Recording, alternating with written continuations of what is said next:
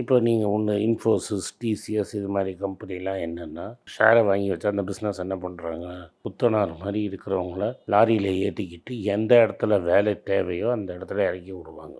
நீங்கள் ஆனால் பெருசாக சாஃப்ட்வேர் ஐடிம்பீங்க. விஷுவல் பேசிக் தெரிஞ்சவன 25,000 பேர் வச்சுருப்பான். அமெரிக்காலேயோ உலகத்தில் எங்கேயோ இந்தியாலேயோ எங்கேயோ இருக்கிறவன் எனக்கு விஷுவல் பேசிக் தெரிஞ்சவன் 5 நாளைக்கு போகணும் 10 நாளைக்கு போகணும்னா நாங்கள் இறக்கி விட்டு அவன்கிட்டேருந்து பணத்தை கலெக்ட் பண்ணுவோம். அந்த பணத்தில் ஒரு பங்கை இவங்களுக்கு கொடுப்பாங்க. இது ஈஸி பிஸ்னஸ். என்றைக்காவது எல்லாருக்கும் எப்போ வேணால் பணம் தேவைப்பட்டுக்கிட்டே இருக்கும்.